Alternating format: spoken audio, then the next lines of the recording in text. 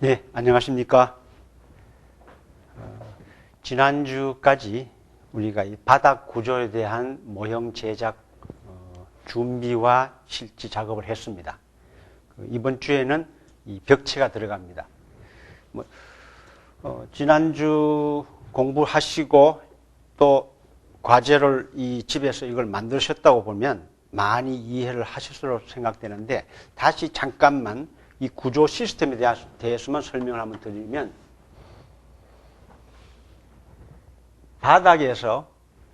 바닥에 놓여지는 장선을 조이스트라고 그랬죠. 이것이 조이스트다. 조이스트는 2x10을 16인치 간격으로 썼다. 그 16인치 간격은 우리 그 메트릭법에서는 400mm입니다. 그 얘기는 이 중심선, OC는 여러분 용어 해설에서 다 배우셨죠. on 센터다. 이 중심과 이 중심선의 간격이 400이다. 이 끝부재에서 이것도 400이다. 여기서 잘 보실 것은, 제가 이것을 중심선에 긋지 않고 끝에다 붙인 이유만 여러분은 이해하시면 이 벽체 판넬 구조에서의 시스템은 충분히 여러분들 쉽게 갈 수 있습니다. 왜냐? 여기에 덮개가, 이게 바닥이든지 벽이든지 아무 상관없습니다. 어떤 덮개가 덮여질 때, 잘 보시면 덮개가 덮여진다고 볼 때, 덮개의 시작이 바로 이 끝에서 시작하는 거다. 중심선에서 시작하지 않은 것이다. 그러니까 덮개의 끝이 끝선에서 시작한다는 것은 바로 이 치수가, 덮개는 세 개의 중심선까지 왔을 때는 덮개의 폭이 1200입니다. 실지는 1220입니다만은 교육상에서 1200, 결국 4피트다. 그렇기 때문에 꼭 끝에서 시작하는 거다. 끝에서 시작해서 다음에 벽에 덮개가 벽체의 중심까지 온다.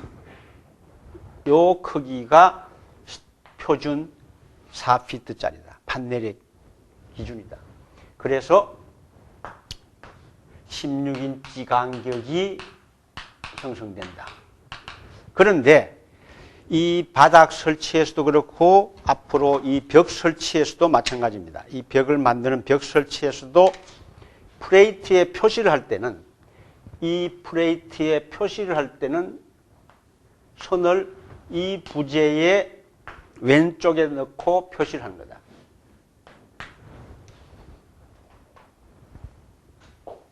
여러분들은 과제 속에서도 절대 모형을 만드시면 안 됩니다.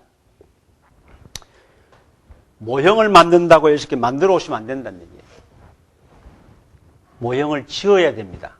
만드는 거와 짓는 것은 차이가 있어. 만드는 건 그냥 모양만 갖추면 돼요. 짓는 것은 그것이 아닙니다. 짓는 것은 제대로 공사 과정의 그 순서와 똑같은 방법으로 해줘야 됩니다. 예를 들면,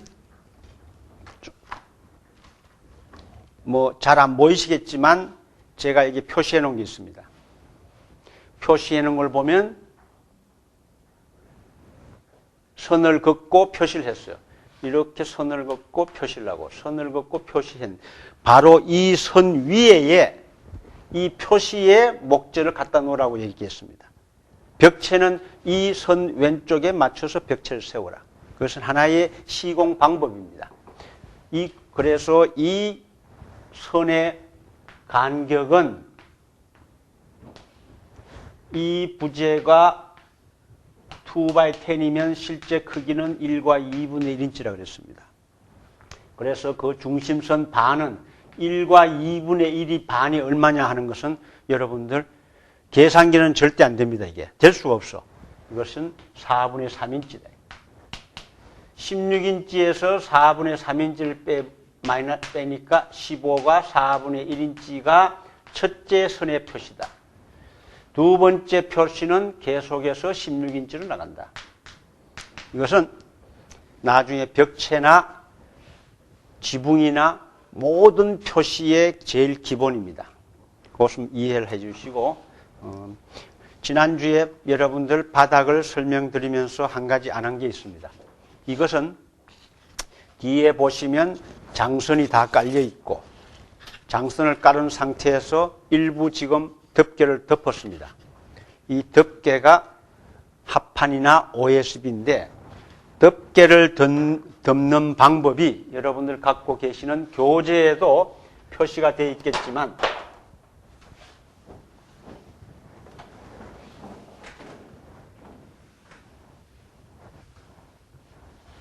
덮개는 어떤 판에서, 바닥판에서 덮개는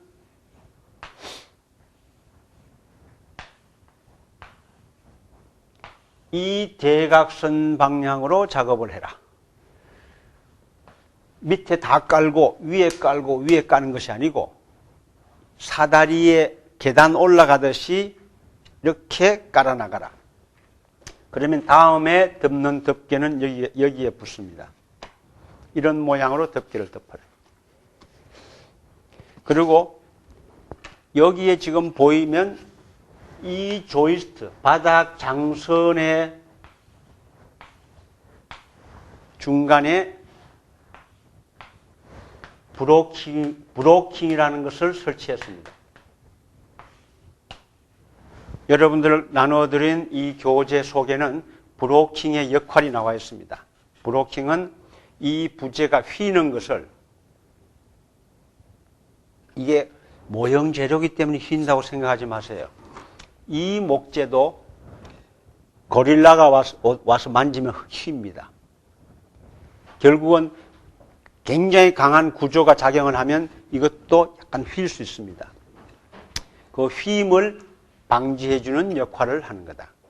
이 브로킹이. 그래서 이 브로킹 설치는 잘 보시면 브로킹이 중심선에서 하나는 이쪽, 하나는 방향이 반대입니다. 브로킹이 이렇게 설치되어 있고, 이렇게 설치되어 있고, 이렇게 설치됩니다.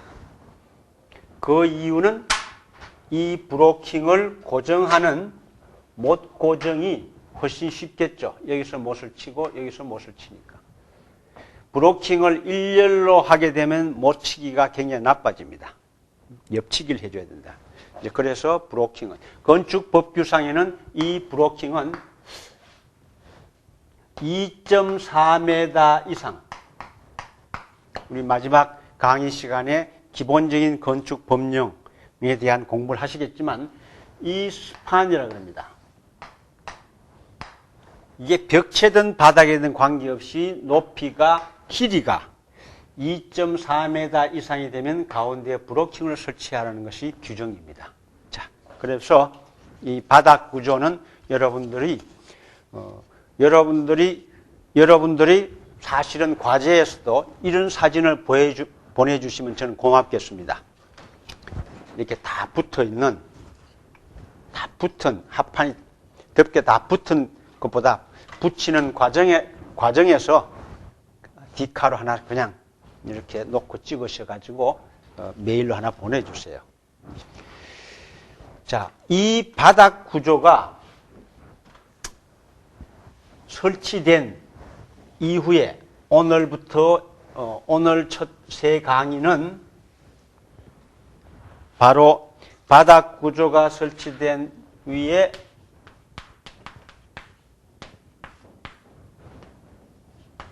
벽 구조 작업입니다.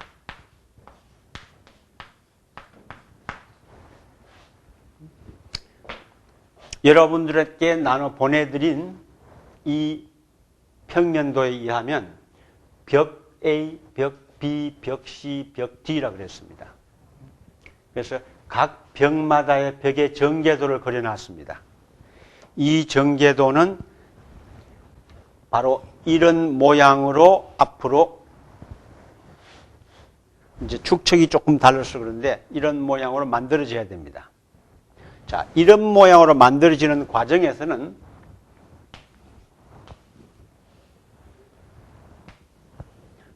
벽이 구성하는 요소는 용어 해설을 통해서 여러분들이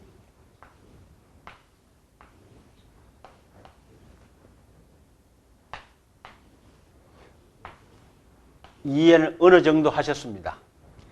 제일 밑에 있는 것이 bottom plate라고 그랬습니다. 제가 약자를 쓰겠습니다. bottom plate. 위에 있는 것을 top plate라고 그랬습니다. bottom plate와 top plate 사이에 서는 것을 stud라고 그랬습니다.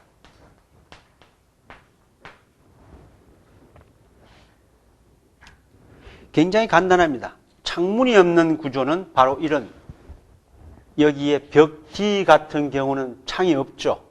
창이 없으니까 바로 이런 모양이 됩니다.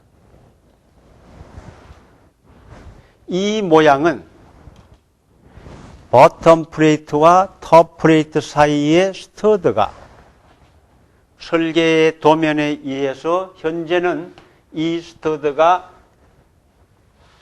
2x6 16인치 간격으로 되어 있을 겁니다. 벽 구조를 16인치 간격으로 했다. 그렇지만 여러분들의 모형 작업은 편의상 400으로 해 주십사고, 400, 이 중심 간격을 400으로 해 주십사.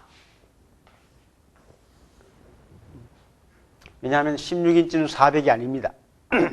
왜 제가 16인치를 그대로 계속 아직 주장하느냐 하면 이 16인치는 이 덮개의 모듈이다. 덮개가 4피트에 8피트다. 그러니까 48인치에 96인치다. 아직은 이 덮개는 외국에서 수입해서 쓰고 있습니다. 그러니까 아직은 이 규정을 따라가야 된다. 이 스터드가 2x6가 400 간격으로 가는 사이에 이런 벽 D 같은 경우는 없죠, 아무것도. 그냥 스터드만 있습니다. 400, 400, 400, 400 오다가 마지막에는 상관없어요. 끝에만 하나 붙으면 돼. 그런데 벽 A 같은 경우, 벽 A를 보시면 현관이 있고, 현관 들어가는 입구가 있고, 거실에서 나오는 문이 있습니다. 그래서 이런 것을 계구부라고 합니다. 창이나 문이나 모든 것을 설치하기 전에 구조에서 필요한 계구부, 영어에서는 오프닝이라고 합니다. 이 계구부 설치가 필요하다. 그리고 이 계구부 설치는 바로 이 스터드의 위치와 관계없이 계구부가 놓이는 거다. 왜? 그건 설계 도면이 의한 겁니다. 잘못 그거 하시면 이 스터드하고 간격이 꼭 맞아야 되는 것처럼 생각하시면 그럴 필요는 없습니다. 그러다 보니까 여기는 조금 복잡하게 끝에는 스터드가 겹치지기도 합니다. 그래서 벽체는 이렇게 스터드와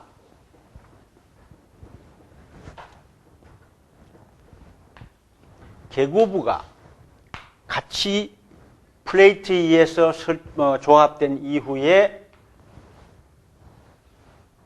덮개가 덮여지는 겁니다. 자, 다시 이제 이걸 벽체라고 보시면 되죠. 밑에 있던 것을 버텀 플레이트라고, 이게 림 조이스트라고 그랬어요. 위에 있는 것을 톱 플레이트라고 그러고, 이것도 림 조이스트입니다. 조이스트가 놓이던 장선이 스터드라고 생각하시고, 거기다 덮개를 덮은 겁니다. 자, 지난 시간 잠깐 설명드렸지만, 여기에서 이 덮개의 위치를 보시면, 지금 바닥 장선에서의 구조 방향이 이 방향인데, 덮개는 이 방향으로 가고 있다.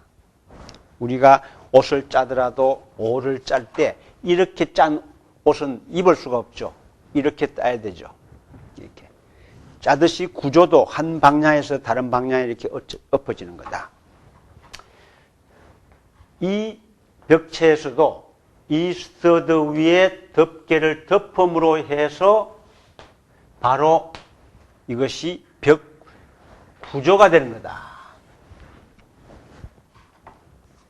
이것은 벽 구조가 아닙니다. 왜? 잘 보세요. 움직이죠?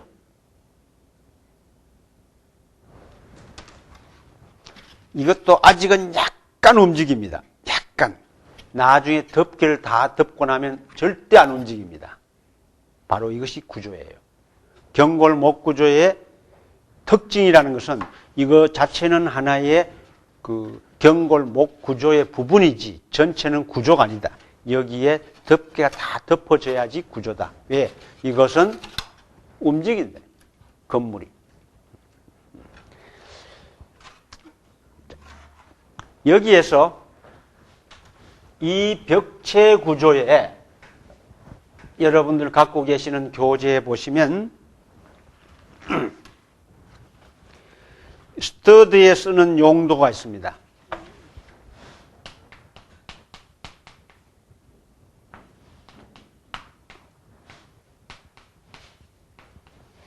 스터드는 2x4나 2x6를 쓴다.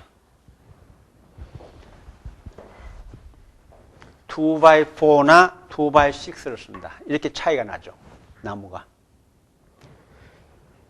2x4와 2x6의 특징은 뭐냐?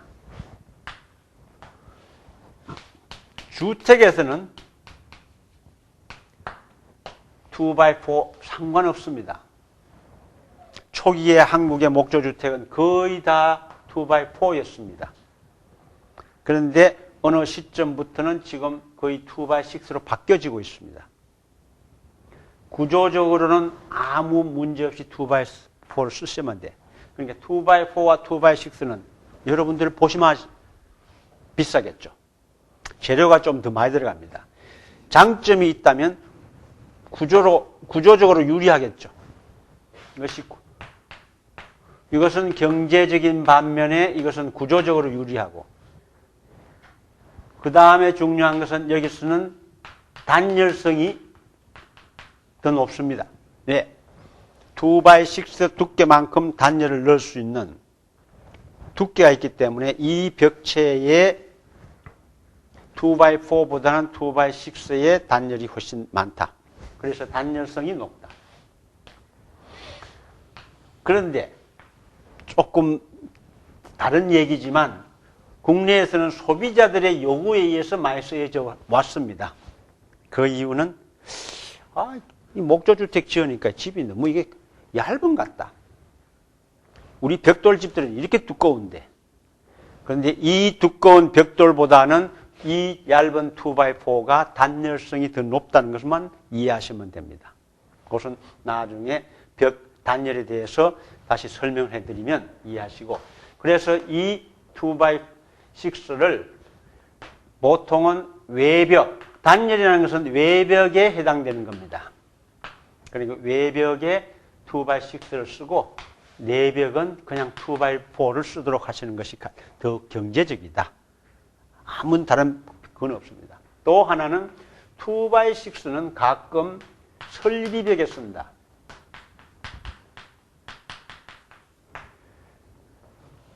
파이프가 들어올 때 우리나라는 아파트 같은 경우는 건물에 어떤 공간을 확보해서 샤프트를 해서 이 속에 파이프가 가도록 하고 있습니다. 이 벽을. 그런데 목조는 대부분이 이 벽 속에서 파이프가 움직입니다. 예를 들면 파이프가 4인치 파이프다. 이 크기입니다. 이 2x6 벽 속에서 움직인다. 2x4에서는 안 됩니다. 작아서. 그래서 일반적으로 설비벽에서도 2x6를 쓴다. 그 이외에는 2x4와 2x6에 아무 상관없다. 단 나중에 마지막에 갔을 때 여러분들이 공동주택이라는 부분을 공부를 하시게 될 때는 공동주택에서는 법 규정상 1층, 2층, 3층, 4층이 건물이 목조로 됐을 때 여기는 필히 2x6를 갖고 써야 됩니다. 이것은 또 2x6를 쓰고 2x4를 쓰고 2x4를 쓰는 이런 구조적인 규정이 있습니다. 그건 최소 단위니까 그것은 나중 공동주택 과제에 갔을 때 공부를 하시면서 조금 더 연구를 하시고 오늘 이 시간에는 이 스터드 목재에 쓰는 종류 스터드 그래서 이 스터드는 바로 이 스터드가 뭐냐 압축재입니다.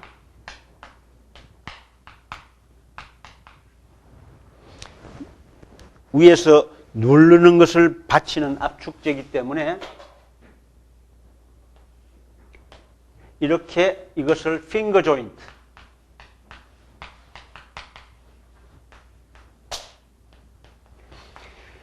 핑거 조인트 목재를 많이 쓰기도 합니다. 핑거 조인트라는 것은 두 목재가 서로 짧은 것을 톱니바퀴처럼 해서 이은 것입니다. 그래서 그렇지만 이 핑거 조인트는 절대 인장재에서는 써서는 안 된다. 그래서 압축재에는 핑거 조인트를 쓴다. 그 이외에 다음 시간에는 이 설치하는 과정과 각 기둥에서 파이프가 가기 위해서 구멍 뚫는 제한이나 이런 것을 설명을 해 드리도록 하고 이 다음 시간에 계속해서는 이 모형 만드는 준비를 하겠습니다. 네, 감사합니다.